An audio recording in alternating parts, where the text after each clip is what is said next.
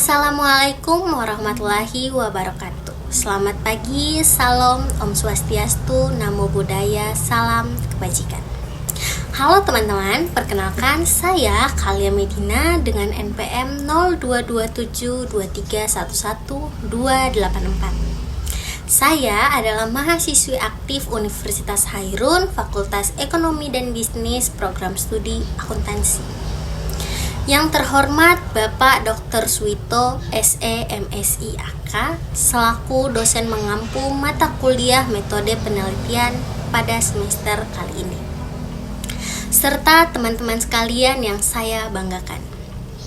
Puji syukur saya panjatkan kepada Tuhan Yang Maha Esa karena atas limpahan nikmatnya pada kesempatan kali ini saya pribadi bisa mempresentasikan hasil proposal penelitian saya sebagai tugas akhir pada mata kuliah metode penelitian. Baik, langsung saja di sini saya akan mempresentasikan proposal hasil penelitian saya dengan judul Praktik Penerimaan dan Pembagian Pendapatan Kelompok Makatanoan di Desa Paisumbaos. Pada pembahasan kali ini saya akan membahas konteks penelitian, rumusan masalah, tujuan penelitian, manfaat penelitian, kerangka teoritis, dan metode penelitian yang saya gunakan pada penelitian kali ini. Selanjutnya, pada konteks penelitian ini berfokus pada praktik akuntansi dalam masyarakat lokal yang memiliki budaya gotong royong. Kelompok Makatanoan adalah sebuah komunitas yang dibentuk khusus untuk menyambut bulan Ramadan, menyediakan jasa kepada masyarakat dengan prinsip kerjasama dan tolong-menolong. Mereka tidak hanya memperhitungkan aspek keuangan, tetapi juga nilai-nilai seperti keadilan dan solidaritas. Meskipun tidak memiliki orientasi laba yang sama dengan bisnis, kelompok ini bertahan dengan mempertahankan prinsip gotong royong dan kepatuhan kepada ajaran Islam. Selanjutnya ada rumusan masalah, yaitu bagaimana praktik penerimaan dan pembagian pendapatan dari aktivitas jasa dan kelompok Makatanoan. Dengan tujuan penelitian adalah untuk mengkaji bagaimana praktik penerimaan dan pembagian pendapatan dari aktivitas jasa pada kelompok Makatanoan. Manfaat penelitian kali ini adalah yang pertama, manfaat teoretis diharapkan mampu mengembangkan konsep atau model penerimaan dan pembagian pendapatan. Yang kedua, ada manfaat praktis atau manfaat bagi pelaku usaha untuk mempraktikkan dan penerimaan pembagian pendapatan. Yang ketiga, ada manfaat akademik, yaitu penelitian ini dapat menjadi referensi untuk penelitian selanjutnya. Selanjutnya saya akan masuk pada pembahasan kedua, yaitu kerangka teoritis. Pada 2.1 ada budaya. 2.1.1 pengertian budaya. Budaya secara umum yang kita ketahui adalah pola atau tingkah laku masyarakat dalam suatu lingkungan tertentu, seperti yang dikemukakan oleh Spradley tahun 1997 dalam Rizky 2009. Konsep kebudayaan ditampakkan dalam berbagai pola tingkah laku yang dikaitkan dengan kelompok-kelompok masyarakat tertentu, seperti adat atau kostum atau cara hidup masyarakat. Pada 2.1.2 adalah hubungan budaya dengan akuntansi. Penelitian tentang hubungan budaya dan akuntansi menunjukkan hasil yang sangat bervariasi, menegaskan keunikannya. Setiap negara memiliki budaya yang mempengaruhi praktik akuntansi. Tidak ada praktik yang sama di seluruh dunia. Penelitian khususnya di Ternate menunjukkan hubungan erat antara budaya dan akuntansi. Jojo Bovala dan Dibo Dibo merupakan contoh bagaimana budaya mempengaruhi praktik akuntansi dengan model bermuamalah yang mirip dengan prinsip bagi hasil. 2.1.3 ada peran budaya dalam aktivitas ekonomi menurut pandangan Jensen dan Trenholm pada 1995 dalam Andespa 2017. Pemahaman budaya ini menuntun manusia untuk bisa mempersepsikan dunia, bagaimana kita berpikir tentang diri kita sendiri serta hubungan kita dengan orang lain. Selain itu, budaya juga menuntun kita bagaimana menetapkan serta mencapai tujuan hidup dan bagaimana bertukar pesan. 2.1.4 Pengaruh budaya terhadap akuntansi penelitian. Menurut Violet pada tahun 1983 dalam ANAS 2018 menyimpulkan bahwa budaya mempengaruhi sistem akuntansi suatu negara dan cara individu menggunakannya. Nilai-nilai budaya disampaikan melalui komunikasi dan mempengaruhi aktivitas ekonomi. Komunikasi menjadi penting dalam pembangunan, terutama dalam pemberdayaan petani. Tantangan saat ini adalah mengintegrasikan komunitas untuk menyatukan nilai-nilai sosial dan individu demi membangun ekonomi yang produktif. 2.1.5 Akuntansi dalam pandangan Islam. Menurut pandangan Islam, perkembangan sistem akuntansi modern tidak terlepas dari ilmu matematika yang dikembangkan oleh pemikir muslim seperti Al-Jabar dan Al-Khawarizmi pada abad ke-9 Masehi. Bangsa Arab pada masa itu sudah memiliki administrasi yang maju dengan praktik pembukuan, menggunakan berbagai buku seperti buku besar, jurnal umum, buku kas, dan laporan periodik. 2.2 Ada konsep pendapatan menurut Islam. Dalam hukum Islam, penerapan pembagian pendapatan harus memperhatikan prinsip al-ta'awun, artinya tolong-menolong, maksudnya saling bantu-membantu dan saling bekerja sama di antara anggota masyarakat dalam hal kebaikan. Ada beberapa konsep pendapatan dalam Islam, diantaranya berdasarkan upah dan sewa. Selanjutnya ada 2.3 yaitu jenis akad dan 2.1.1 ijarah atau akad sewa menyewa. Yang pertama ada ijarah ala al-manafi. Dalam konteks keuangan Islam, ijarah ala al-manafi sering digunakan dalam pembiayaan atau leasing, di mana di pihak yang membutuhkan barang atau aset dapat menyewanya dari pemilik dan membayar biaya sewa berdasarkan manfaat yang mereka terima atau penggunaan barang atau aset tertentu. Misalnya, sebuah perusahaan dapat menyewa peralatan produksi dari pihak lain dan membayar biaya sewa berdasarkan manfaat yang diperoleh dari penggunaannya, bukan sebagai pembelian atau kepemilikan langsung.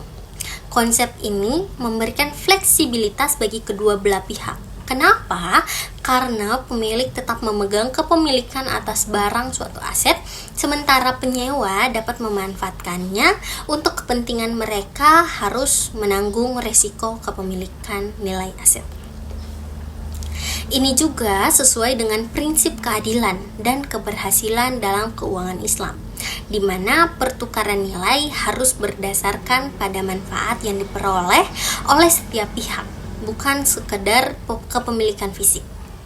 Yang kedua ada ijarah al-amal. Ijarah amal adalah bentuk perjanjian sewa menyewa di dalam hukum Islam, di mana pemilik menyewakan barang atau jasa kepada penyewa untuk digunakan dalam pekerjaan atau kegiatan tertentu. Dalam konteks ini, pembayaran sewa dilakukan berdasarkan pekerjaan atau layanan yang dilakukan oleh penyewa. Bukan hanya berdasarkan waktu atau manfaat penggunaan barang atau aset, ini memungkinkan bagi pemilik untuk menyewakan barang atau jasa mereka untuk kegiatan tertentu, seperti jasa konstruksi, perbaikan, atau proyek-proyek lainnya, di mana pemilik akan menerima pembayaran sewa berdasarkan hasil pekerjaan yang dilakukan oleh sang penyewa. Yang ketiga atau yang terakhir ada ijarah atau sewa tanah. Ini berarti adalah perjanjian sewa menyewa di mana pemilik tanah menyewakan tanahnya kepada sang penyewa untuk digunakan dalam jangka waktu tertentu dengan pembayaran sewa yang sudah disepakati oleh kedua belah pihak. Penyewa biasanya menggunakan tanah tersebut untuk keperluan pertanian, komersial, perumahan, atau tujuan lainnya sesuai dengan kesepakatan. Dalam perjanjian ini, hak kepemilikan tetap pada pemilik tanah, sementara penyewa memiliki hak untuk menggunakan tanah tersebut dalam perjanjian sewa. Selanjutnya kita masuk pada bab terakhir, yaitu metode penelitian. Bab ini saya akan membahas pentingnya jenis penelitian serta keterangan mengenai tempat dan waktu pelaksanaan penelitian. Metode penelitian harus memungkinkan peneliti untuk mengakses informasi yang diperlukan. Bab ini menjelaskan dinamika penelitian, mulai dari jenis penelitian, kejelasan waktu dan tempat, hingga cara penyajian sumber data. Jenis dan sumber data juga dijelaskan untuk memudahkan pemahaman pembaca tentang isi dari penelitian ini. Pada 3.2 ada pendekatan penelitian. Penelitian ini menggunakan metode kualitatif atau non-positivitis dengan pendekatan fenomenologi. Pendekatan ini dipilih karena membuka pikiran untuk mendapatkan informasi unik tanpa tujuan generalisasi, menghasilkan pemahaman daripada mencari pembenaran, dan menghasilkan pemahaman dari refleksi fenomena. Fenomenologi sendiri berfokus pada pemahaman makna peristiwa atau fenomena yang berpengaruh pada manusia dalam situasi tertentu, dengan melihat benda apa adanya. Metode ini mencari makna dari berbagai penampakan hingga mencapai esensinya melalui intuisi dan refleksi. Pendekatan ini lebih cocok untuk menangkap refleksi praktik bagi hasil kelompok Makatanoan dibandingkan dengan metode kuantitatif. Tujuannya adalah untuk memahami pemaknaan praktik penerimaan pendapatan terhadap aktivitas jasa kelompok Makatanoan di Desa Paisumbaos, Kabupaten Halmahera Selatan, Provinsi Maluku Utara. Pada 3.3 yaitu waktu penelitian. Penelitian ini direncanakan dilakukan pada bulan Februari hingga Maret dengan durasi sekitar 2 bulan. Seiring dengan itu, peneliti akan memanfaatkan waktu dengan sebaik-baiknya. 1 bulan digunakan untuk mengakses dan mengumpulkan data, sementara pada bulan lainnya untuk pengelolaan data, termasuk penyajian hasil dan proses bimbingan langsung. Pada 3.4 ada situs penelitian kualitatif. Penelitian kualitatif menekankan pentingnya pemilihan situs yang sesuai dengan fokus penelitian. Situs yang dipilih harus relevan dengan lingkungan di mana informan berada. Dalam penelitian ini, situs penelitian dipilih di kelompok Makatanoan di Desa Paisumbaos, Kabupaten Halmahera Selatan, Provinsi Maluku Utara. Peneliti tertarik pada kelompok ini karena merupakan warisan leluhur yang bernilai budaya, dibentuk untuk memenuhi kebutuhan selama bulan suci Ramadan. Terdapat rasa tolong-menolong antar masyarakat desa dan memegang teguh kelestarian budaya dalam generasi saat ini. 3.5 ada informan penelitian. Informasi ini didapat dari Bapak Jamal selaku sekretaris desa, Bapak Iskandar selaku imam masjid, Bapak Sadam sebagai administrasi, dan Bapak Nasir selaku ketua kelompok. 3.6 teknik pengumpulan data. Teknik pengumpulan data yang digunakan dalam penelitian ini yakni yang pertama ada observasi, yang kedua ada wawancara atau interview, dan dokumentasi. Adapun penjelasannya penjelasannya sebagai berikut, yaitu ada observasi atau pengamatan. Ada 3 tahapan dalam observasi. Yang pertama, observasi tidak terstruktur, di mana peneliti mengamati ruang lingkup penelitian tanpa instrumen baku. Kedua, observasi terus terang, di mana peneliti menyatakan tujuan penelitian kepada informan. Dan ketiga, observasi participation, atau di mana peneliti terlibat langsung dalam aktivitas kelompok Makatanawan di desa Paisumbawas.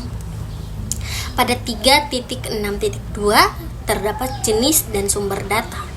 Data dalam penelitian ini diperoleh dari wawancara dengan informan, pendalaman